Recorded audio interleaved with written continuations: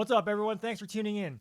So, quick disclaimer before I start this video, I am not a tuner. I basically am going to tell you everything based upon a lot of the research and hours, if not days worth of research that I've done, reading articles, talking to people that I know, friends of mine that are experiencing this sort of stuff, as well as watching countless hours and days worth of videos online that I find to be the most accurate and most helpful. Big shout out to Hunter Tuned.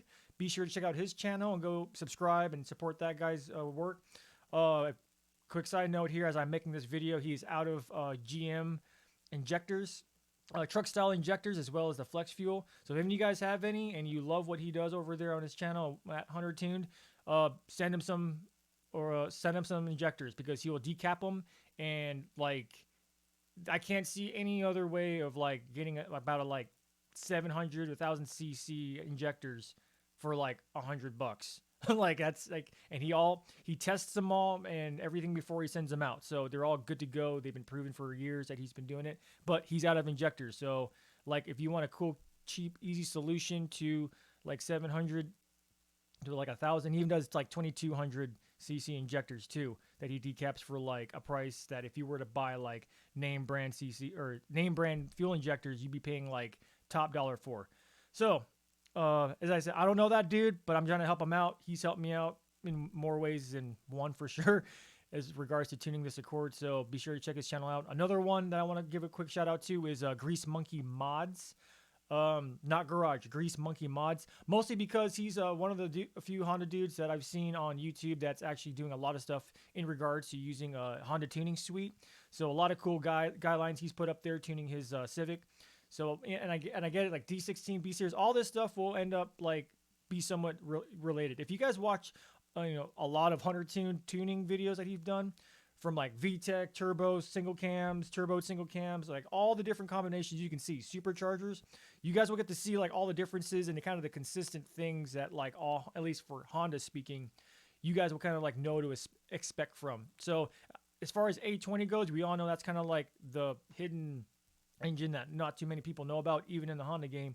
So just want to show you like using all the information by watching somebody tuning different platforms isn't going to really make that much of a big difference in tuning this car. And I'm kind of like, this video is kind of living proof of it. The car's running strong. I've already put like about over 100 miles while tuning and tuned, taken up to like 7,000 RPMs, more times than I've ever have owning this car before it was even OBD1, and she's still holding strong. So yeah, without further ado, I'm gonna get this started. Okay, so this is Honda Tuning Suite version 2.15. So this is like pretty much the main screen that you guys should see at, unless you like, well, most of the time, if you just downloaded this and you're going to create a new base map, you're going to go through like building a base map, and I'll go through that later. I'll just show you this whole, all these different thingies real quick. So this is the 2D graph. You guys can change this to a 3D graph. Pretty much from all the stuff that I've learned, what you want to be able to have is just a smoothed out graph. Nothing choppy, nothing like crossing or anything like that. Something gradual and smoothed out. And as funny as that sounds, that you can actually go through all these banks and then right click, which OBS is weird, so you guys probably can't see all the different options I have right here. It's probably invisible to you guys, but it'll tell you like what you can increase and all that stuff. So I'll probably film that a different way to show you guys what I'm talking about. But yeah, so each of these cells, so everything on the left here is all your RPMs, so 525 to 8,000. Then everything here is like your vacuum. You can change how you look at your vacuum. I'll show you guys how to do that. So you can put it in like what you call that? I can't think of it right now, but PSI, mercury, something. Yeah, sorry, I can't think of it right now. There's a lot of different options how you can set up your readings and stuff. So if you highlight all this stuff right here, each cell, if you notice on the graph, will highlight exactly where it's at, and you can highlight all this. I don't know how it's doing it right now. Okay, so it has all this highlighted now, and vice versa. If you guys want to, you can highlight all this, and I'll show you here on the graph. So where I'm at right now, what you're looking at is low cam fuel, and then right here is high cam fuel. Don't worry about high cam fuel, because specifically this video is for you Accord A20 guys, fuel injected, that are converted to OBD1. So don't worry about high cams fuel because this is all for VTEC stuff. And as you guys know, at least I hope you guys know, A20s don't have VTEC, and you cannot convert to VTEC. So don't ask. Okay, so over here, this lightning bolt, low cam ignition. So this is the ignition timing I have run through the map. Some of you guys may look at it and go, man, this is very conservative. Yeah, it is very conservative because I'm not really looking to make a lot of power out of this NA bolt. I mean, at the end of the day, guys, it's just a bolt-on single cam. Like, you know, it is torquier than a D16. It does run a lot better than it was OBD0 and before it was tuned. But I really don't want to mess with timing until I'm actually on a dyno to where I can actually see numbers to where if I'm changing a degree or two, you know, that it actually makes a difference. So again, looking from here, so this area, so it would be around 50 degrees. This would be like idle area. So one quick thing to do, this is kind of I should have said this in the beginning of the video. Before you guys start tuning, definitely make sure your engine is in time. Like make sure it's at 15 degrees before top dead center, or you guys can do 16s, up to you guys. I just follow what is said on the hood. So 15 degrees at, you know, idle at whatever RPM. I believe it was like 750 RPM, depending on how you have your idle set at. And make sure that if you have this set to 15 degrees, go check the flywheel. Like I got videos on this if you guys don't know, because it's, you don't check timing with a timing light on an A20 like you do on other more modern Honda engines. Get the timing light, hit the flywheel, see if you're, you know, at where you're at. If you're not, so for example, like let's say you have this set up at 15 degrees at idle. If you get the timing gun and you're at like 16 or 17, then you're going to know that your ECU is reading 2 degrees higher than what the actual engine is at top dead center. Now, the smart way to do it is get your engine to top dead center, and have to where, you know, everything on here on the graph here matches up to what you're visually seeing on the flywheel. What you can do if you want to is just make note, hey, everything on here is 2 degrees higher than what is actually, you know, then I actually type it out. So if I put 15, it's actually 17 degrees. So keep that in mind, and so on and so forth. So moving on from there, if you guys see how extreme timing is here, you're probably never going to see this unless you're like on deceleration. This is like, you're not going to hit like that much, like that little of vacuum at like 7,000 RPMs. Like you actually are going to need most of this stuff at this low of vacuum to actually keep the car idling. I can actually probably add a little more, but the car idles fine. It starts up in like 1 or 2 cranks, so I don't really need to worry about that. But if you have all this, if you have your base map, base fuel map, and your base spark maps set up good, all the little fine tunings that I'll have to get into and the parameters, you guys should not have to touch. Keyword should not, or should. So, yes, you guys can see as it gets more closer to vacuum, I'll explain this. So you see -1. So this is pretty much as far as my map sensor picked up, because anything, so 0 vacuum is like, should be like wide open throttle. Anything past 0 is technically boost or somewhat force inductive. Like I would imagine you would see somewhat of a vacuum reading higher than 0 if maybe you had like a headlight, like intake, you know, or whatever like that. I don't know. But just keep that in mind. So like on my base map, when I run data log on this stuff, it never ever fills up these cells right here. It pretty much just goes up to here, and that's about it. Up to 7,000 because I don't rev this car to 8,000. I probably can, but there's no reason to, and everything's still stock. And I'm about to hit 310,000 miles on this thing. And the only thing that's ever been done to it, to my knowledge, was a popped head gasket, and this car is still running strong. So if that doesn't tell you how strong the A20 is, I don't know what will. So how I did it here, again, same thing with spark. You want it to be smoothed out, not all choppy. Like little chops here and there are fine, but nothing like super drastic. Like you don't want to make it look like a freaking, like, I don't know. I can't think of it right now. Don't worry about it. So yeah, the higher you're going into vacuum, so wide open throttle, the higher you get into the RPMs. So I have it pretty much set to where it's like, you know, around, for an NA setup, whether it's like a D16 or B series, I say, like, I will tell you that about 30 degrees is about as high as I would go on pump gas. I personally would never hit 30. Myself, I do 28. 28 and below, I would feel safe at. Okay, are you gonna be making power? More probably not. But I'm not. Until I'm hooked up to a dyno, I'm not risking anything. I'd rather like have super conservative timing with good fueling and a reliable car, and reduce as much risk of detonation as I can. So, and if you notice here, like I said, even 28, I can do all this 28 or 27 or whatever, and it'll be fine.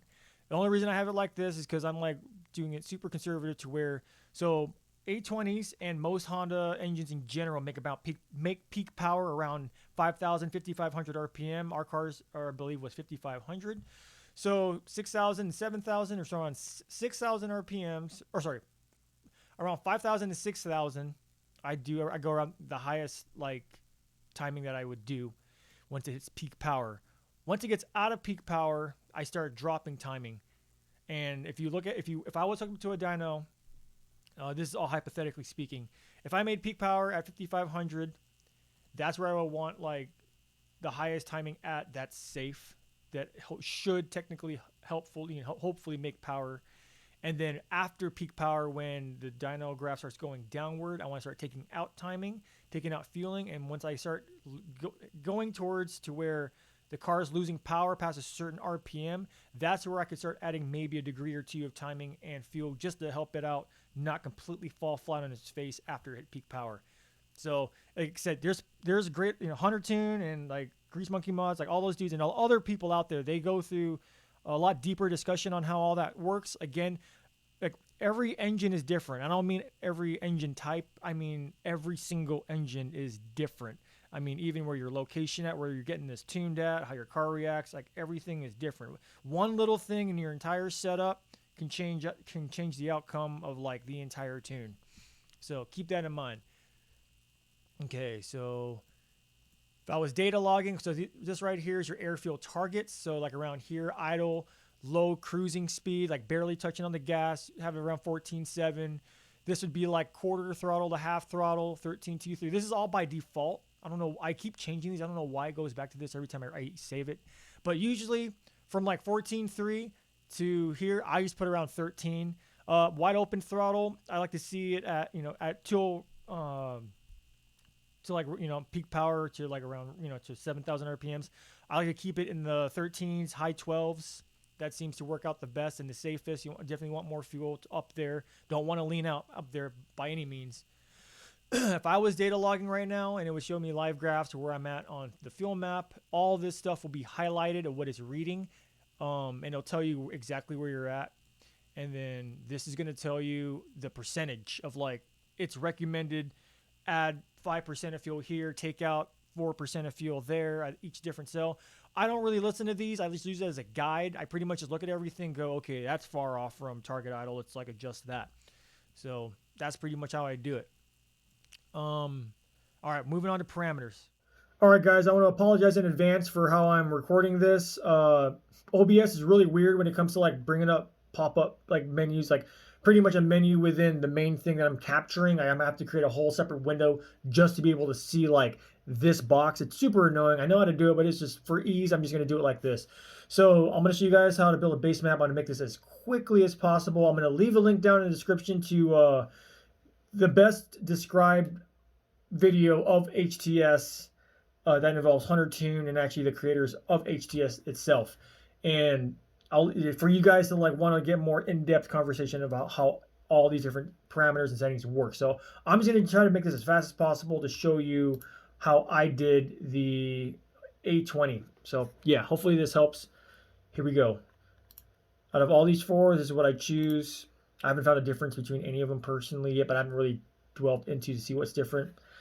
Stock map sensor, I keep it there. If you have a different one, you can change them. Injector setup 240, which is I'm using the A20, which are 240. The only thing I changed to is this is set up to 240cc 12 ohm high impedance. I make sure to change it to the 3 ohm low impedance. If you're still running the resistor box, then you need to set it to 3 ohm. And if you don't know what you have, get a multimeter, check the ohms. Transmission doesn't really matter. You can leave it here. This is mostly for like boost by gear stuff. Rescale for boost. If you're boosted, it'll add boost tables to your map and like parameters on how it's gonna like automatically add or retard ignition. Retard ignition, add fuel per like PSI. So, but you have to worry about that if you're boosting. You're gonna do it all yourself. Sensors and outputs disabled. This is fine. Don't touch any of this stuff. Most of this stuff we don't even have in reference to the A20.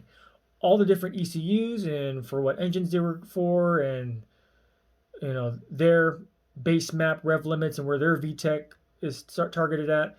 It doesn't really matter what you pick. You're making a custom map anyway. Just for the sake of already having as many options as you can, I choose the Type R B18C. This is actually what Hunter uses for all his stuff. Actually, hang on, I'm gonna cancel that. So if you, hang on real quick. I'll do that again just to show you guys. See, so once you're here, disable VTEC because A20s do not have VTEC. Set your rev limit to whatever you want. I do it at 7,000 RPM. Sorry, that's what I set mine to. You can set yours to whatever you want. Finish. Here is your low cam fuel base map, low cam ignition base map for the Type R. Don't worry about the high cam ignition or the high fuel. It's for VTEC only when it crosses over, but we don't have VTEC, so don't worry about it. Okay, so before I touch with any of that, I go to File, Settings, Emulator Data Log, set to well-known emulators and whatnot. So I have the most ostrich. Plug it in. If you have it set to this, it should automatically pick it up. You should not need to update or touch any of this stuff. Unless you have a home-built one, you're going to have to set all this stuff up yourself. Settings and units, this is important, how you want to see your vacuum measured in, your boost measured in, your speed, your fuel correction, AF ratio, temperature readings. Everything you see here is how I have it set up. So make sure, depending on where you're at, what's more convenient for you, have it set to your liking. Colors, I don't mess with any of this stuff. If you're colorblind or if you have a certain preference for what color for what, red means bad, blue or green means good, whatever. Wideband, so the AEM's hooked up to pin out D14.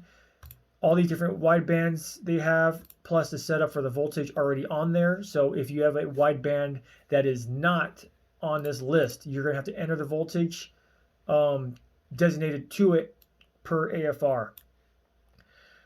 Okay, gas 14.7, gasoline, change it if you're going to be tuning in methanol or ethanol, E85, all that stuff. So for this gasoline, I run it on 91 because all I have out here.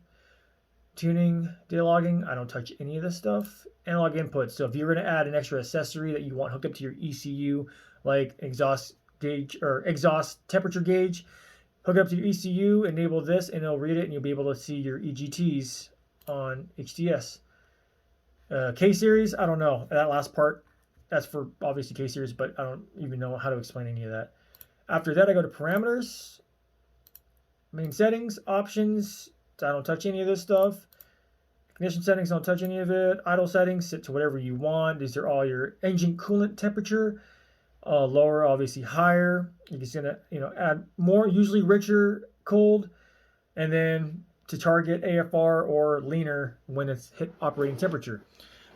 The way I set it up as is I disable the IACV. I manually set the idle screw on the throttle body, and then I re-enable it, set my target idle, see if it is actually at it. If it's not, then I'll mess with the IACV. I'll add more to, like, if it's at 750 and not 850, I'll see how much of a correction it makes from there. I just move both of these. I don't know the difference between these two, but whatever usually works. So, and vice versa, if it's like at 950, I'll lower this until it hits 750. But usually, like, you shouldn't need to really mess with this stuff too much. I don't touch any of that stuff. VTEC, don't worry about. Rev limits. Cold set, you can set these to whatever you want. Cold set, obviously you don't want to be revving to 9,000, so I set mine to 4,000, just in case for whatever stupid reason. Warm set, this would be like obviously when your car's up and good running. I set mine to 7,000. You can set yours to whatever you want. Warm above 141. You guys can change this. 141 is fine. I do mine. I leave it at 141, believe. So what kind of a cut is it going to be? Fuel cut or ignition cut? You can do both. You can have ignition cut, which is what I have mine set at.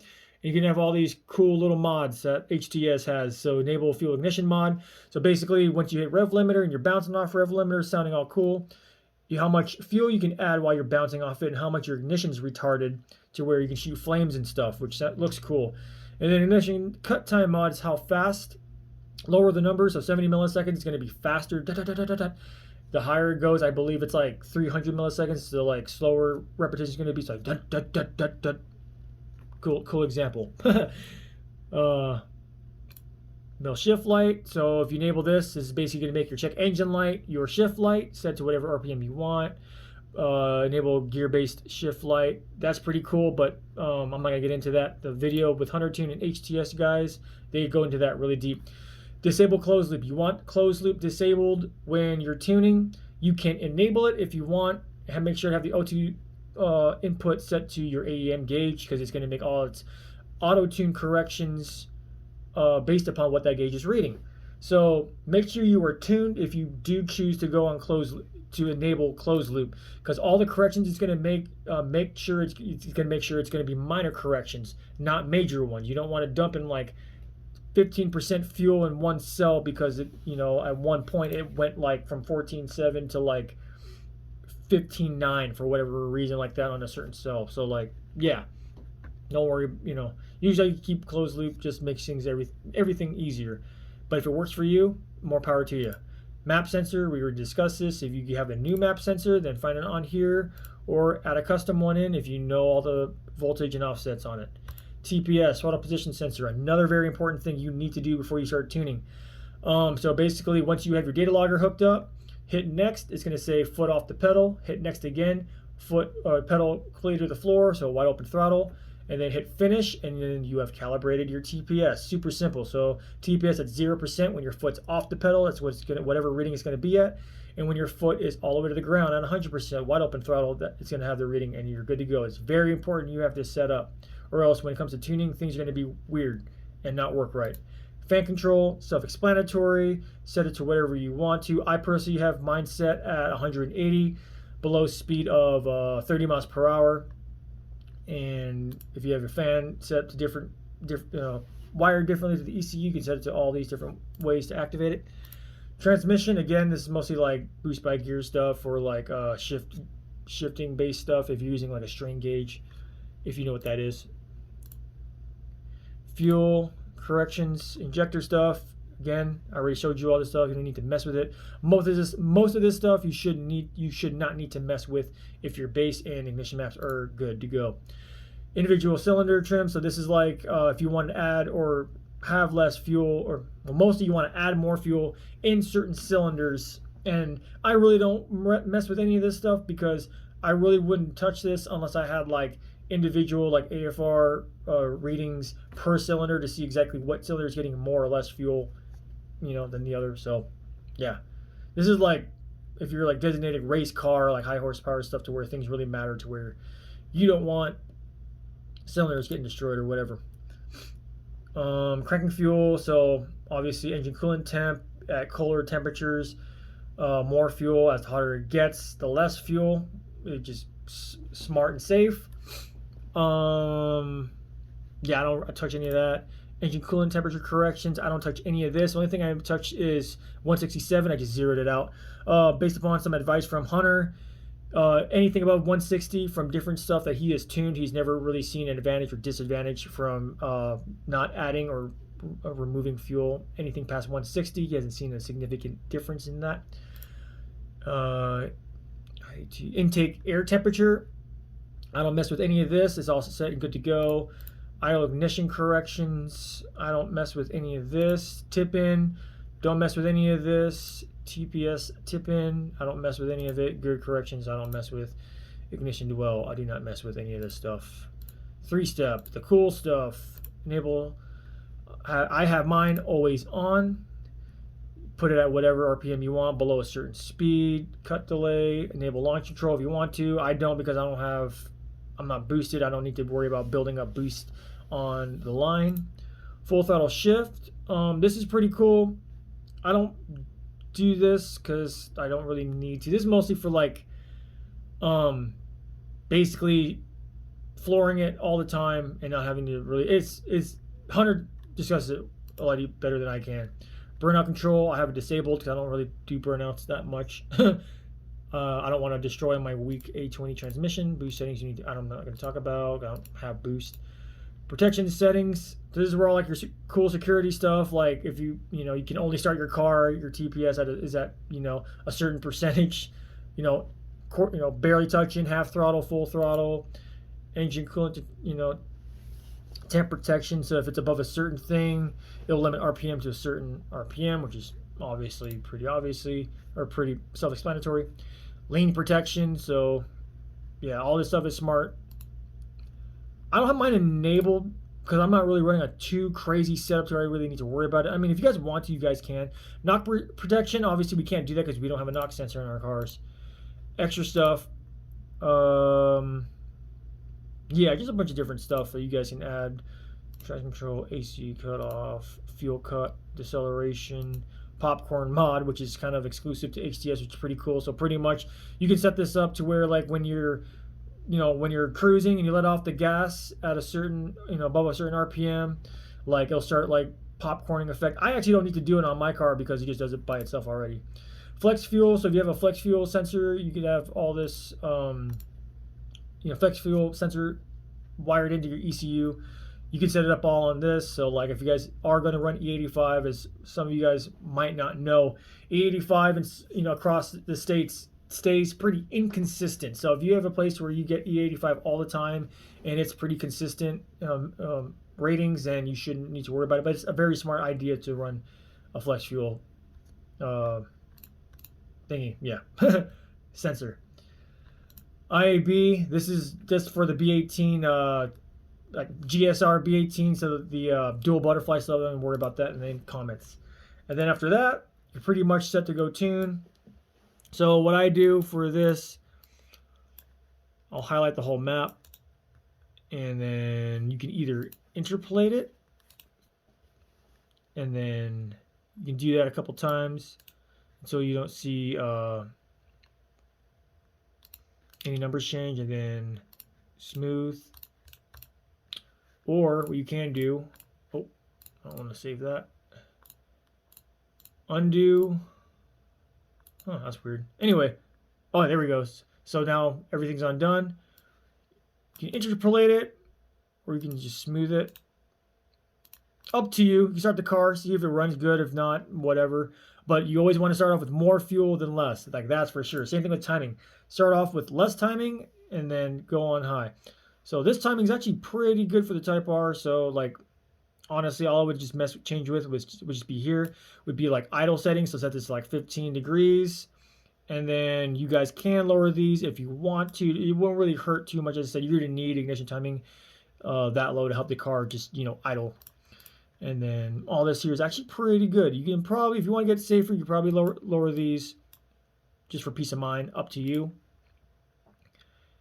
And then, yeah, that's pretty much about it. Start the car, I let it warm up, see where it idles at, and then I'll start taking out fuel. If you have the data logger on here, you can click on it, or you say your AFRs however you want here. As I said, I set all mine to 13, all the way right there.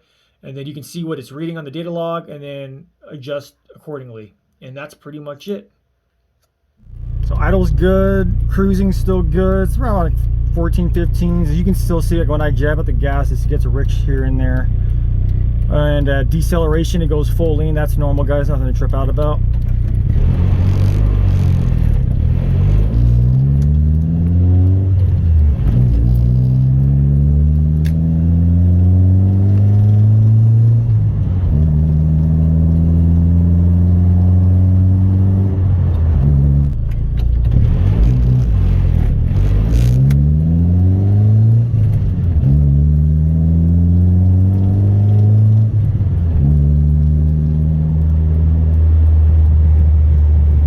So this is going to be the wide open throttle from second gear.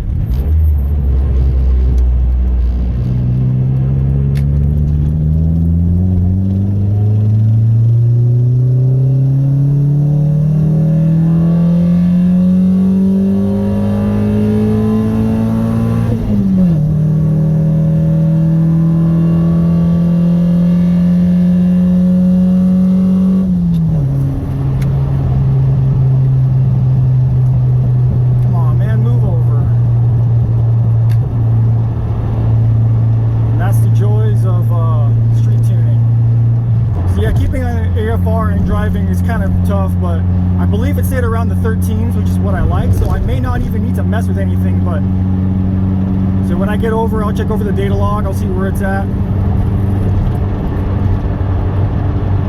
So I'm just cruising right now, 5th gear, 15, 14, 7, perfect.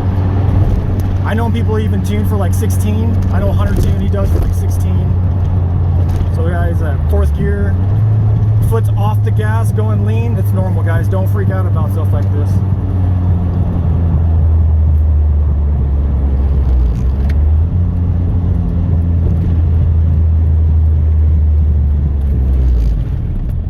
It actually felt pretty good.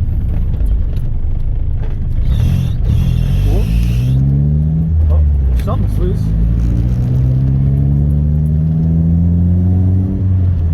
I have a feeling it's my alternator belt. Alright, I'm gonna pull over real quick.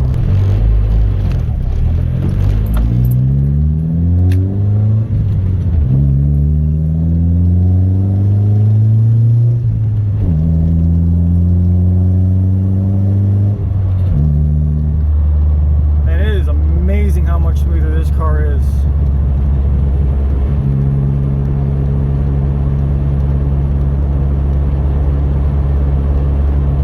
I come to realization that I have more content of this car being worked on and talked about than more content of me actually driving it, so I'm actually pretty happy. Hopefully you guys are. Like I said, it ain't by far the fastest car on the block by any means, but it's still fun. I love this thing.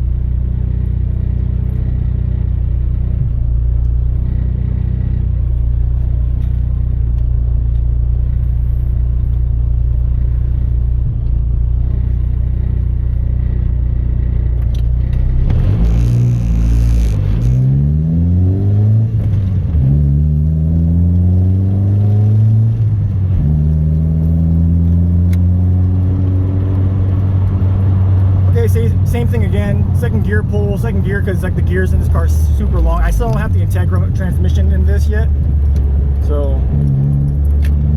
and I might have to hold this out too. I got a semi in front of me, and this on ramp is kind of twisty and turny. So all right, start off at 3,000, barely touching it. Cool. Traffic is clear. Wide open throttle.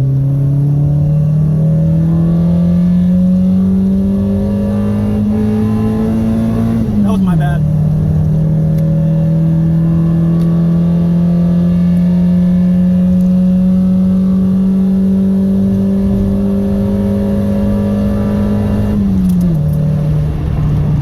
Woo! Oh. Okay, these are the results of the last log. Perfect. All this stuff shouldn't really be anything to really worry about. I said this is like mostly on deceleration. I mean, I can mess with it, but just for like peace of mind. If I'm wrong, let me know, guys, if I need to add more fuel on that. But yeah, man, that's perfect. I'll probably add like 2 or 3% all right here, just to get it all like within 13 and stuff like that. Even all these other regions, you get in 13s. Clean up a little bit of that, but that's good. Got to tighten up whatever loose belt I have, which I'm pretty sure is the accessory belt. That's golden. So that'll be it, guys. Thanks for tuning in. I'll catch you in the next one.